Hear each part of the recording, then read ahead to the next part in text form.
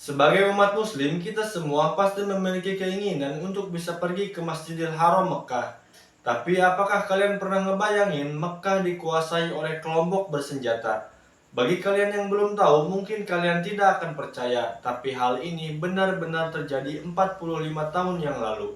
Mekah dikuasai oleh kelompok fundamentalis Islam selama 14 hari dan menyandra puluhan ribu jemaah haji. Bagaimana kisahnya akan kita bahas hanya di Bangor.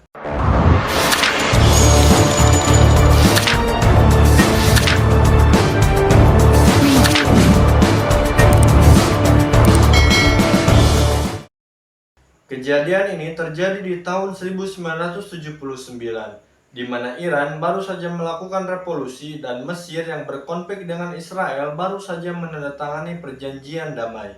Bersamaan dengan itu, di Saudi Arabia terjadi sesuatu yang sangat besar, yaitu Mekah dikuasai oleh sebuah kelompok yang dipimpin orang yang mengaku sebagai Imam Mahdi. Padahal Imam Mahdi akan datang setelah Dajjal menguasai seluruh dunia. Ini malah datang dulu. Sedangkan dalang dari pendudukan Masjidil Haram ini adalah Juhaiman al-Otaibi. Mereka dari kelompok Al-Jama' al-Salafiyah al-Muhtasibah atau disingkat JSM. Juhaiman sendiri berasal dari keluarga yang sangat berpengaruh. Kakeknya adalah Sultan bin Bajad al-Otaibi yang memimpin peran besar dalam menyatukan Arab Saudi. Tetapi setelah Arab Saudi bersatu, Sultan bin Bajad dengan keluarga Al-Saud memiliki paham yang berbeda, di mana Sultan bin Bajad ingin Arab Saudi menjadi negara Islam yang lebih konservatif. Sedangkan keluarga Al-Saud ingin memodernisasi Arab Saudi. Yang mengaku sebagai Imam Mahdi adalah Muhammad Abdullah Al-Qahtani. Juhaiman dan Al-Qahtani bertemu pada saat mereka belajar di Universitas Madinah. Juhaiman kagum dengan kesolehan Al-Qahtani dan melihat ciri-ciri Imam Mahdi pada diri Al-Qahtani. Dan untuk memperkuat ikatan, Juhaiman memutuskan untuk menikahi saudara perempuannya Al-Qahtani. Sedangkan dalam upayanya untuk mendapatkan pengikut, dia memanfaatkan statusnya sebagai keluarga Saudi yang terkemuka, juga memanfaatkan ketegangan Arab Saudi yang mulai melakukan westernisasi. Juhaiman menyebarkan pesannya dari masjid ke masjid, kelompok belajar, dan juga pertemuan agama lainnya. Di samping itu, dia juga menyebarkan propaganda untuk menarik perhatian. Melalui tindakannya, Juhaiman mendapatkan ratusan pengikut dan sumber daya yang diperlukan untuk menyerang Mekkah pada tahun 1979. Sebenarnya gerakan ini sudah dimulai dari tahun 1978. Banyak sekali pengikut Al-Qahtani yang ditangkap oleh pemerintahan Saudi karena dianggap melenceng dari ajaran Islam. Meskipun banyak pengikut Al-Qahtani yang ditangkap, penyerangan ke Mekah tetap berjalan mulus karena banyak dari pengikut Al-Qahtani yang kaya raya dan juga mereka mantan militer termasuk Juhaiman sendiri. Pada tanggal 20 November 1979 bertepatan dengan puncaknya ibadah haji, Juhaiman dan para pengikutnya mengikuti sholat subuh berjamaah di Masjidil Haram. Mereka menyembunyikan senjata di balik jubah mereka. Juga sebagian senjata dan amunisi disembunyikan dalam peti mati. Setelah sholat subuh selesai, Juhaiman dan para pengikutnya langsung merangkak ke tempat imam dan mengambil mikrofonnya. Juhaiman berpidato bahwa Al-Mahdi telah muncul. Namun karena saat itu gak semua jemaah haji bisa berbahasa Arab, timbullah kebingungan di antara para jemaah. Tak selang beberapa lama, Juhaiman berhasil menguasai Masjidil Haram. Dia menutup pintu masuk Masjidil Haram dan merantainya dari dalam. Dia juga memasang posisi defensif dengan menempatkan sniper di menara-menara masjid. Selain itu, mereka juga menembak petugas keamanan yang berusaha mengendalikan situasi.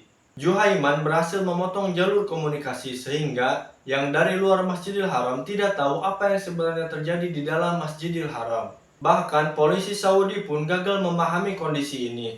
Mereka hanya mengirimkan beberapa truk untuk mengecek keadaan di Masjidil Haram. Dan ketika mereka mencoba masuk, mereka langsung dihujani oleh peluru dan banyak korban yang berjatuhan. Rumor mulai menyebar ke seluruh dunia muslim dengan menyalahkan dari satu negara ke negara lain. Amerika dengan cepat menyalahkan Iran karena revolusi Iran belum ramah terjadi. Sementara Iran menyangkal hal itu dan balik menuduh Amerika Serikat serta Zionis. Ketika Indonesia mendengar kabar ini, pemerintah langsung memerintahkan KBRI untuk mengevakuasi jemaah Indonesia. Dibantu petugas TPHI yang menyelinap masuk ke Masjidil Haram, setidaknya 400 jemaah Indonesia berhasil diselamatkan lewat lubang angin. dan dibawa keluar Mekah dengan truk-truk tentara. Protes dan kerusuhan menyebar di dunia muslim karena kota suci dan tempat yang paling suci bagi umat Islam telah diserang. Karena di Masjidil Haram tidak diperbolehkan untuk melakukan tindakan kekerasan dalam bentuk apapun, makanya pemerintah Saudi belum melakukan serangan yang serius. Tapi karena situasi yang semakin memanas, para ulama memberikan fatwa memperbolehkan tentara untuk menyerang menggunakan kekuatan apapun. Setelah situasi menjadi jelas, Saudi membuat parameter di sekeliling Masjidil Haram, dan mereka mengirim pasukan khusus, pasukan terjun payung, dan pasukan lapis baja. Saudi meluncurkan serangan frontal dalam upaya untuk mendapatkan pintu masuk. Namun serangan demi serangan bisa dipukul mundur oleh JSM, walaupun mereka kekurangan jumlah orang dan senjata. Al-Qahtani, orang yang percaya bahwa dirinya adalah Imam Mahdi, dia berpikir bahwa dia tidak akan terkalahkan. Dia ingin membuktikan dan memotivasi pengikutnya untuk melawan gelombang serangan tentara yang akan datang. Dia maju dan ikut bertempur, namun dia malah tewas dan hal ini disaksikan oleh banyak pengikutnya, yang akhirnya menimbulkan kurangnya motivasi dan hilangnya kepercayaan para pengikutnya kepada Al-Qahtani. Barulah pada hari ke-6, pasukan Saudi berhasil menguasai halaman dan bangunan sekitar Masjidil Haram. Namun para pemberontak yang tersisa mundur ke ruangan bawah tanah. Pasukan Saudi mencoba taktik demi taktik untuk membuat mereka keluar supaya bisa menangkap pemimpin mereka hidup-hidup. Namun tidak ada satupun taktik yang berhasil. Akhirnya pemerintah Saudi menghubungi Presiden Prancis dan meminta bantuan JIGM, yaitu satuan elit yang terampil dalam menyelesaikan aksi teror. Konon katanya itu adalah satuan anti teror terbaik pada waktu itu. Namun langkah ini memicu tantangan baru. Non-muslim sangat dilarang memasuki Mekah. Dalam masalah ini ada sumber yang mengatakan kalau pasukan Prancis yang ikut memerangi langsung JSM, mereka dijadikan muslim terlebih dahulu. Sedangkan yang tidak menjadi muslim, mereka melatih tentara Saudi di luar Mekah. Tidak ada yang benar-benar tahu versi mana yang terjadi pada saat itu. Mereka membuat rencana dengan mengobor lubang yang mengarah ke ruang bawah tanah di mana pemberontak JSM bersembunyi. Melalui lubang-lubang itu, mereka mengusir para pemberontak dengan gas dan granat, memaksa mereka untuk naik ke atas. Sayangnya, rencana ini menyebabkan beberapa sandera meninggal dunia. Tapi hal itu berhasil mendorong JSM ke ruangan terbuka dan mereka bisa ditembak oleh sniper. Setelah 14 hari mereka menduduki Masjidil Haram, akhirnya Juhaiman dan para pengikutnya menyerah ke tentara Arab Saudi. Ada sekitar 60 pengikut Juhaiman yang menyerahkan diri dan mereka dieksekusi di 8 kota yang berbeda di Arab Saudi. Setelah peristiwa ini, Arab Saudi berubah menjadi negara Islam yang lebih konservatif.